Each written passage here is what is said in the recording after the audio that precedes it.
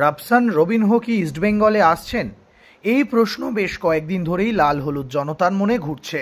রে স্পোর্টসের তরফ থেকে আগেই জানানো হয়েছিল ক্লেইটন সিলভাকে ছেড়ে দেওয়ার সিদ্ধান্ত ইতিমধ্যেই নেওয়া হয়ে গিয়েছে।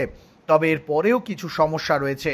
রাফসান আগামী 30শে নভেম্বরের পর থেকে ফ্রি প্লেয়ার হয়ে যাচ্ছেন, কারণ তার সঙ্গে বাংলাদেশের দল বসুন্ধরা কিংসের চুক্তি শেষ হয়ে যাচ্ছে। তার সঙ্গে ইস্টবেঙ্গলের কথাও প্রায় পাকা। ইতিমধ্যেই লাল হলুদ হেড কোচ অস্কার ব্রুজোর মাধ্যমে কর্তাদের সঙ্গে কথাও বলেছেন তিনি। তবে চুক্তি শেষ হলেই তিনি ইস্টবেঙ্গলের ফুটবলার হতে পারবেন না। সেটা করতে গেলে অপেক্ষা করতে হবে 31 ডিসেম্বর পর্যন্ত, কারণ বাদ সাধছে আন্তর্জাতিক ট্রান্সফার সার্টিফিকেট। একমাত্র ট্রান্সফার উইন্ডোর মধ্যেই একজন ফুটবলার আরেকটি ক্লাবে যাওয়ার আইটিসি পেয়ে থাকেন। যেহেতু রবসনের চুক্তি নভেম্বরে শেষ হচ্ছে, তাই তাকে বসুন্ধরার থেকেই সার্টিফিকেট পেতে শীতকালীন ট্রান্সফার উইন্ডো শুরুর অর্থাৎ 1 জানুয়ারি 2025 পর্যন্ত অপেক্ষা করতে হবে।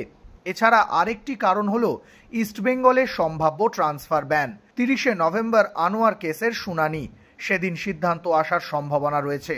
তাই লাল হলুদ কর্তারা অপেক্ষা করতে চান। ট্রান্সফার ব্যান যদি নাও হয়, সেক্ষেত্রেও ক্লেইটনকে ছাড়া সমস্যার। তাকে ছাড়তে গেলে বাকি মরশুমের বেতন দিতে হবে, যা অনেকটাই। সেক্ষেত্রে আলোচনা চলছে তাকে এএফসি চ্যালেঞ্জ লিগের জন্য রাখা যায় কিনা। এদিকে এআইএফএফ এর সঙ্গে মঙ্গলবার বৈঠক ছিল ইস্টবেঙ্গলের। সূত্র মারফত জানা যাচ্ছে, সর্বভারতীয় ফুটবল সংস্থাও রেফারিং নিয়ে লাল হলুদের করা অভিযোগের সঙ্গে অনেকাংশেই সহমত। তারাও চাইছে দ্রুত ভার আনতে।